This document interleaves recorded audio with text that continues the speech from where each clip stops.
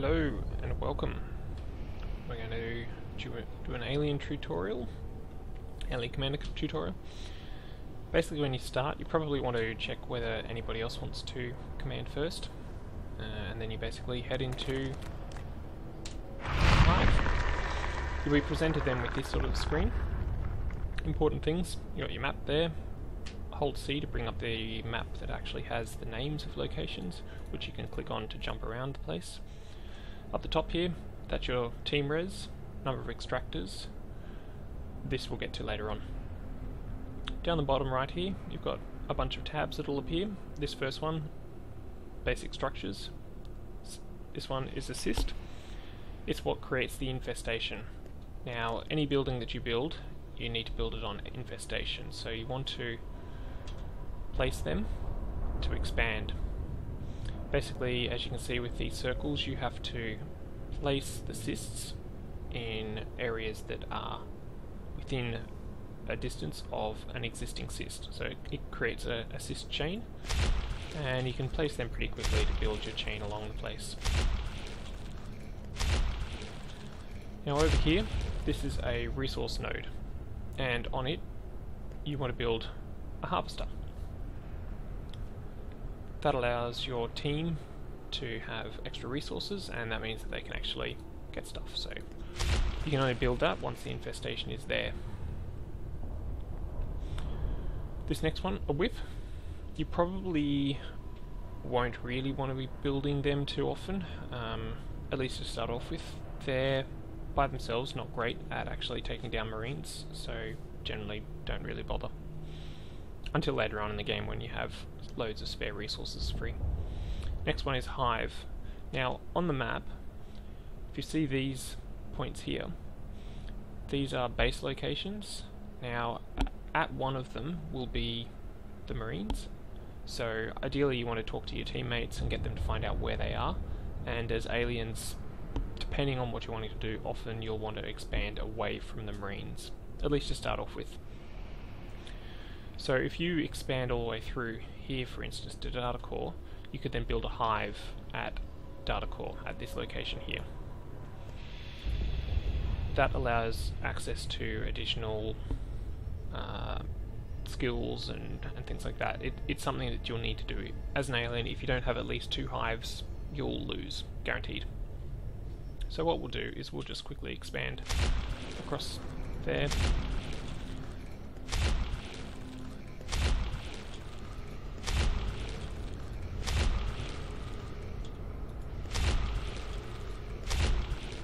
And then we can drop our hive. This next tab, you can see that currently they're all greyed out, and the reason for this is because you need to upgrade your hive into either a crag hive, a shade hive, or a shift hive. A crag hive gives you a crag, which is basically like a healing aura around the place, and a shell, which gives you the ability to upgrade, and we'll get to each of these.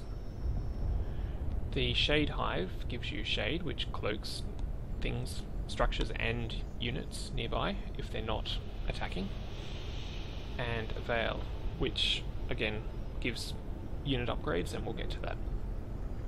The shift hive is probably, at least to start off with, the first sort of hive that you want to upgrade, and I'll show you how to actually upgrade the hives. That allows you to build a shift, which has a different ability to these other ones. It gives energy to units who are nearby it, but it also allows you to spawn eggs at it, and we'll talk about that when we get to it. The next thing that the shift hive allows is the spur, which again is an upgrade for the units that you have. This last tab allows you to just kind of interact with your team. Really, you want to be using voice comms though, because just notifying them via these isn't all that useful. You kind of want to actually be able to say, hey guys, we've got 3 Marines coming through crossroads into glass hallways, that sort of thing. This last one here, once you have 2 hives up, which we're getting close to, this allows you to actually pop something up out of the ground and on infestation again. and it actually will prevent marines from being able to get through it.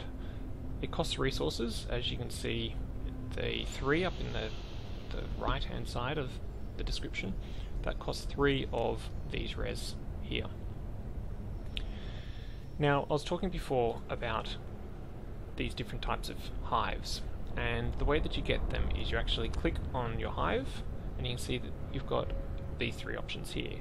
They're also quick shortcutted across the top here. So the first one I was saying that we probably want to do is the shift hive. So you can see down here that that's now upgrading. If you select your hive, you'll have a drifter as an ability, and that's what this icon up here was referring to. Now, drifters are something that only the commander can control, and I'll create one now. And once it's stopped moving, it's invisible. So this is it here. So it's useful to basically give you an ability to see an area on the map even when no one's there. So what you can also do is select your hive, and say we wanted to send one across to Crevice. You can right click and that'll set a rally point, and then you can build a drifter. There it is, and you can see it's automatically going to our rally point. Now you can see also here that it's visible. Once it gets there and stops moving, it goes invisible, and so the marines can't see it unless they scan. However, good marines will often know the key locations of drifters and will just shoot that area anyway, and they don't have much health. The other thing that you can do is create this enzyme cloud. If you're just starting off as a commander, you probably won't really be doing this too often, just because of how many things will be going on. So now that this shift hive has finished, you can see that it's unlocked these 2 extra buildings. So the first one we'll do is upgrade our builder spur, and this will allow us to provide upgrades for our aliens. Now the key thing that a lot of brand new commanders don't realise is that once you actually build it, you have to then select it and choose which upgrade to actually use, because it will provide 2 options. Either the celerity, which allows aliens to move fast, or adrenaline, which gives them faster energy. Now if you want both of them, you have to build 2 spurs. So often, to start off with, see what your team wants first, but celerity is a good option, so we're going to build that. And we're also going to place the other one down so that we can get the other upgrade.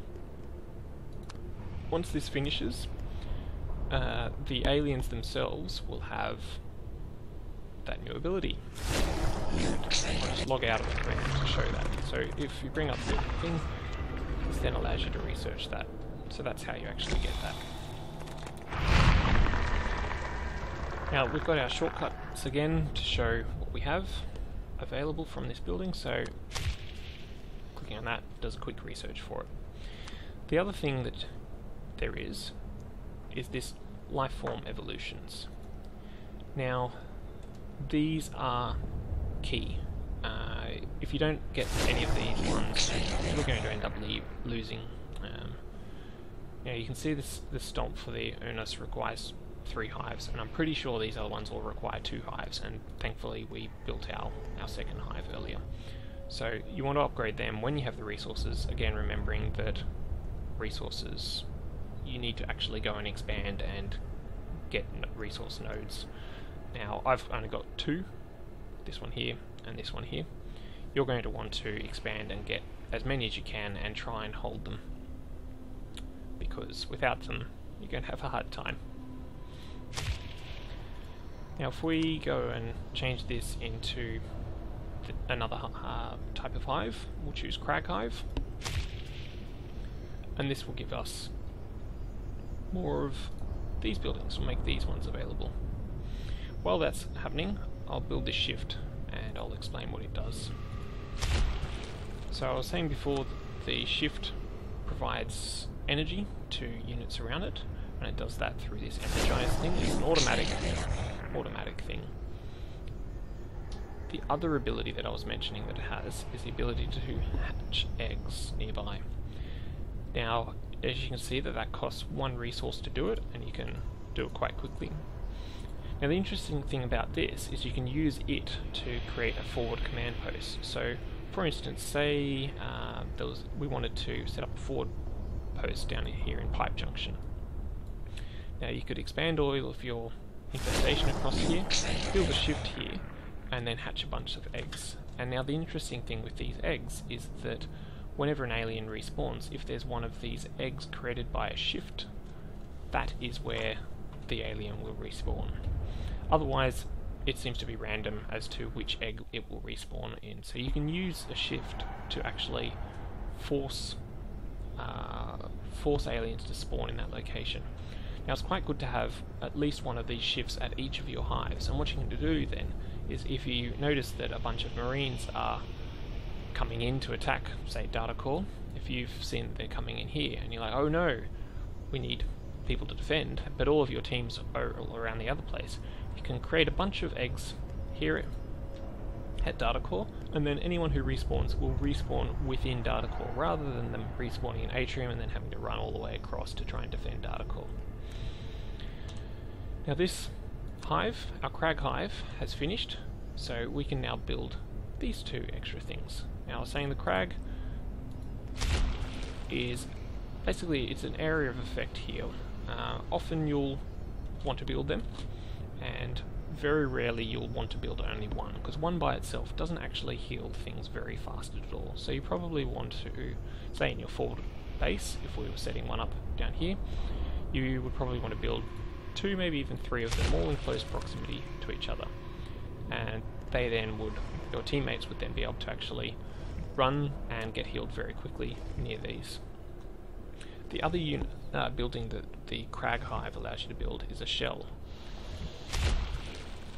And the shell provides 2 abilities. So again, you'll want, assuming you want both abilities, you'll need to end up building both of them. So the first one is Carapace, and that increases the armor of all of your aliens, or gives them the option to have extra armor. The other one is Regeneration, and that allows your aliens to regenerate health. So both of them are quite useful. Now, we'll just get some more resources because we're running a bit low. Now, you can see it takes a while, and we can't build this resource node, this harvester here, until the infestation actually covers it. And now that it has, we can. You can see that our resources don't actually allow us to do this yet, because they require 20, 20, and 30, and we only have 19 at the moment. So what we're going to do to be able to get this 3rd level of thing is go and head down and take another hive. In this case, we're going to take Subaxis down here. So we need to go and spread our infestation. You can see that it happens quite quickly. We'll grab this resource node on the way. You can expand relatively quickly. Remembering that each cyst that you put down costs one resource to do.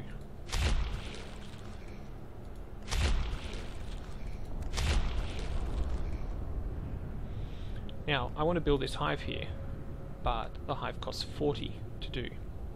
So, natural selection is all about not only killing the enemy, but also managing your resources, getting the right upgrades that you need at the right time to make it so that your team can do appropriate things.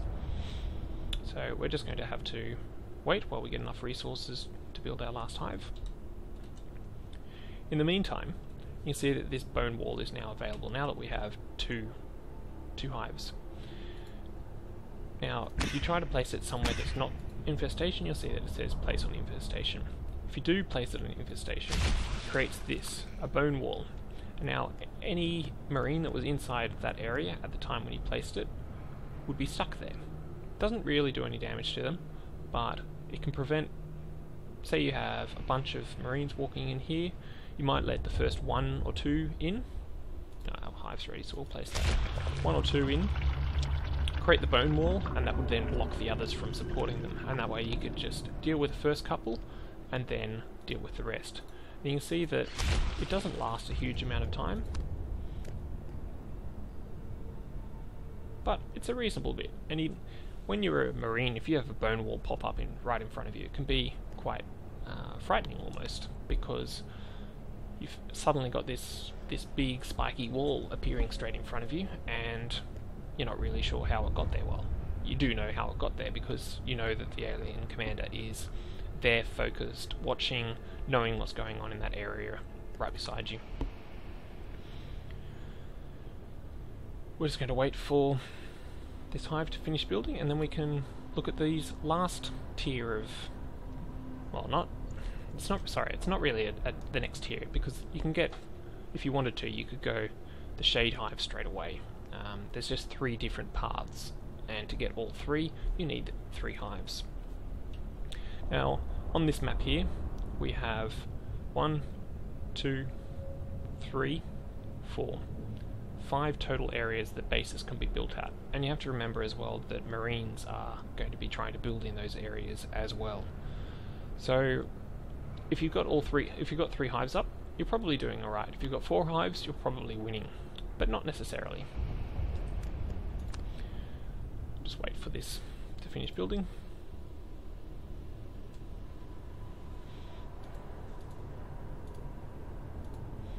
I'll drop a whip down just to show what it does. So a whip is basically, to start off with, is a fairly short range, low amount of damage defensive structure that the alien commander can build. By themselves, they're not going to kill a marine. A marine will just stand out of range of it and it'll be fine. But if it's supported by some crags for healing, and maybe an alien or 2, then it actually becomes relatively difficult for a marine to actually kill it. The other interesting thing that whips can do is uproot and then move around. So you could build them and then reposition them around. Our hive is complete. Once it is mature, and you can see its maturity amount is down here, you can change it into a bombard whip. And as you can read, it's a long-range area of effect projectile which disintegrates armor. It's not too bad. You can have a go of it at some stage and decide what you want to do with it. So we'll upgrade our last hive then, our 3rd hive, into the shade, and that will allow us these last couple of options.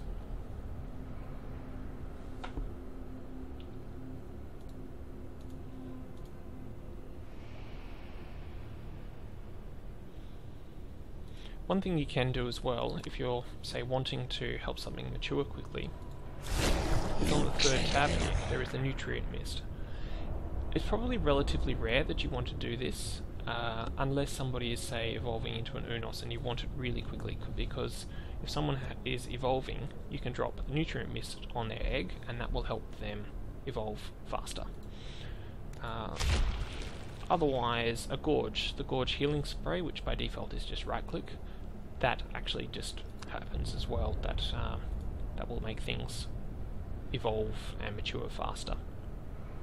So the Shade Hive gives us these 2 buildings, the Shade and the Veil. If we build the Shave, it cloaks units and structures in that large radius around it. So it's quite a big area, and you can actually use 1 or 2 of these to completely hide the fact that you have this base. Any infestation that's inside the radius of the shade will be invisible, and you see all these buildings have gone invisible now.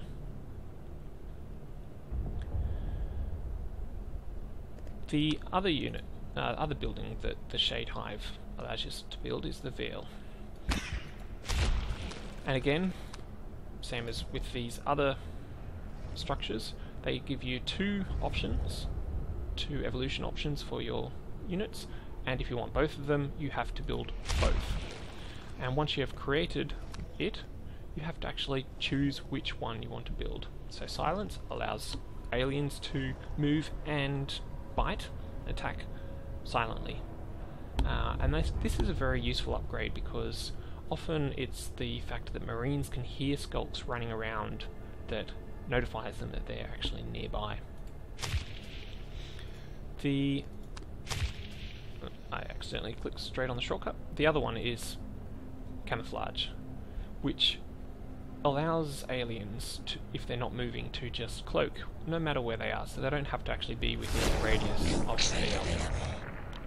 Now that we have 3 hives as well, we can see that all of these additional evolution upgrades are available.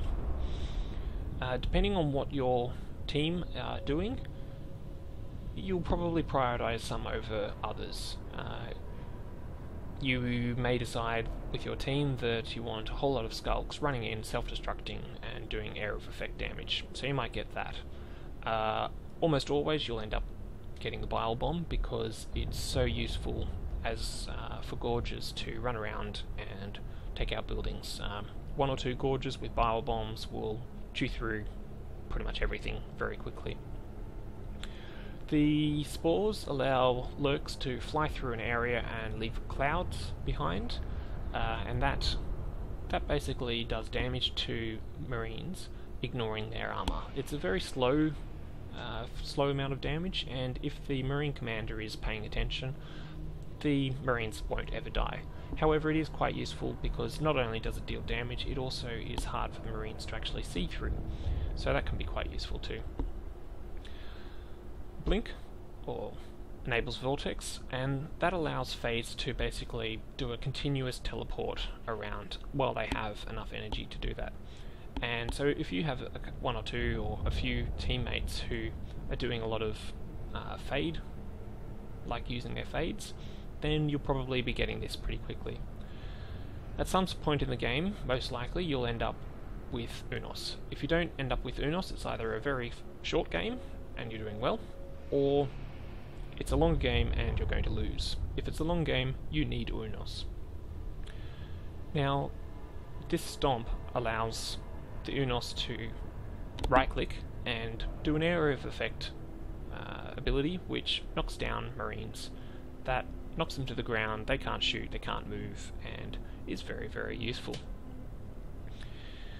One other thing, and probably the last thing that I'll do in this tutorial, is the alien commander has the ability to create eggs for particular units. So rather than their teammates having to actually save up their own personal resources to evolve into particular units, you can click on an egg and actually choose directly to make that egg of a particular type. Now, you probably wouldn't be creating too many Gorge eggs because it's easy for an alien to actually just turn into a Gorge. It doesn't cost anything, and all it is time, and it's not that long either. Lurks, again, probably not going to be creating too many of them unless that was the strategy that you're going for. Fades and Unos, though, are probably ones that you will be creating. Now you can see that they cost quite a lot of resources, but I'm already maxed out at 200. Now, depending on how you're going in-game and how many harvesters you have, you may or may not have resources to spare. And so you may decide that you actually want to make some of these available for other people. And it's as simple as choosing the egg and creating it. Now you can see that I've created 1 Fade, 2 Unos, and I've used all of my resources. As a player on your team, if you I'm at the space.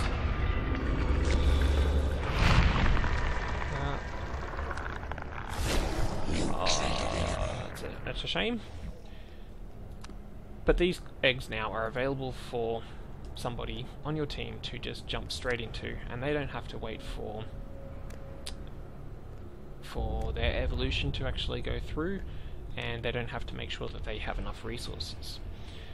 Now, the thing that could be quite dangerous is this here is worth 75 resources. If the Marines come along and shoot this egg, it's gone. You've lost it. What I'll do though is I'll just quickly create an egg up here where I am, because I'm actually inside this hive, so that you can see what it looks like as a player.